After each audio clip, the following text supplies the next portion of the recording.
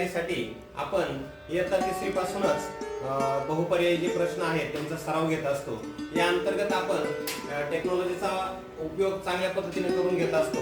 यासाठी एक फ्लिकर्स नावाची वेबसाईट आहे, तिचा आम्ही आधार घेत असतो।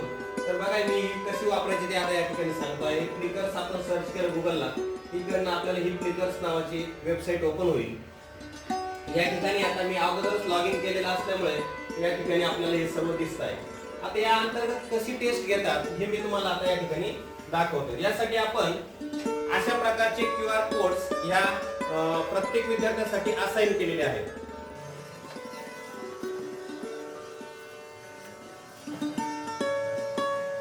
QR कोड हे कार्ड आहे, त्याच्यावर मला इथे माझा नंबर आहे 53 इथे A आहे, इथे B आहे, इथे C आहे आणि इथे D आहे। हे अनुक्रमे आहे। जिथे जे प्रश्न आलेला आहे जर त्याचं उत्तर मला जर A वाटला तर मी A दाखवेल, पण जर मी असं दाखवलं तर ते स्कॅन होणार नाही।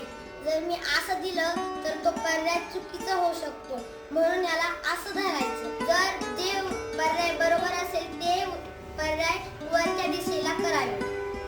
आतापर्यंत आपण हा घटक शिकलो होतो। मग आज आपल्याला कोणत्या विषयावर चाचणी घ्यायची बरं? अपूर्णांक। तर आता हे बघा अपूर्णांकाची चाचणी ही आपण तयार करून ठेवलेली आहे कालच। बघा या अपूर्णांक ही चाचणी आपण घेऊ आणि या ठिकाणी आपल्याला प्ले नाउ या ठिकाणी या क्लास साठी आपण आता ही चाचणी आता रन करणार आहोत। आता पहिला प्रश्न आपल्या प्रोजेक्टरवर आणि या स्क्रीनवर देखील डिस्प्ले होतोय। तर कोण वाचणार हा पहिला प्रश्न? ओके प्राची। या फळाचे केलेले भागाचे वर्णन करा। बघा या ठिकाणी एक फळ दाखवलेलं आहे आणि त्या फळाचे काही भाग केलेले आहेत। तर तो प्रत्येक भाग अपूर्णांकाने आपण वेबसाईट वरनं प्रश्न निर्मिती केलेली आहे आणि तो प्रश्न डिस्प्ले केलेला आहे। परंतु हे स्कॅन करण्यासाठी आपण आपल्याला आणखी एका उपकरणाची गरज पडते आणि तो म्हणजे आपला नेहमीचा सोबती मोबाईल। याचा मोबाईलचा वापर आपण करणार आहोत। या ठिकाणी मोबाईल मध्ये पण एक अँड्रॉइड ऍप्लिकेशन आहे, त्याच वेबसाईटचं फ्लिकर्स नावाचं। ते फ्लिकर्स नावाचं ऍप जे आहे ते मी आता या ठिकाणी ओपन करणार आहे आणि आपण जी चाचणी रन केलेली आहे ती ऑटोमॅटिक या ठिकाणी आलेली आहे प्रीव्ह्यू मध्ये आणि हा प्रश्न या ठिकाणी देखील आपणास दिसतो आहे। आता हे जे मोबाईल आहे हे शिक्षकांनी वापरायचा आहे आणि प्रोजेक्टरवर जो प्रश्न दिसतोय आणि QR कोड आहे ते विद्यार्थ्यांनी वापरायचे आहे। या मोबाईल वरनं जे ऍप्लिकेशन चालतं याच्यामध्ये मुलं काय काय रिस्पॉन्स देतात हे मला कळणार आहे, म्हणजे वर्ग शिक्षकाला कळणार आहे। मी या ठिकाणी कॅमेरा सुरू करतो आणि आता तुम्ही तुमचे रिस्पॉन्स द्यायचे आहेत। 26 रिस्पॉन्स आता या ठिकाणी रेकॉर्ड झालेले आहेत।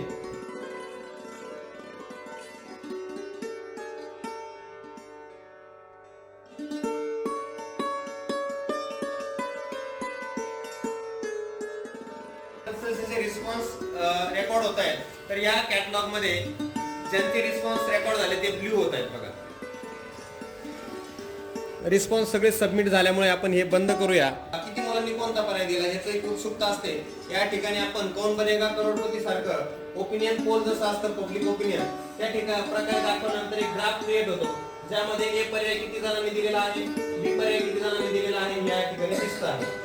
आणि याच्यानंतर मुलांना एक अंदाज येतो की जास्तीत जास्त मुलांनी कोणता पर्याय दिलेला आहे, म्हणजे कोणता बरोबर असू शकतो। आणि त्यानंतर आपण मुलांना करेक्ट आन्सर जे आहे ते देखील आपण दाखवत असतो।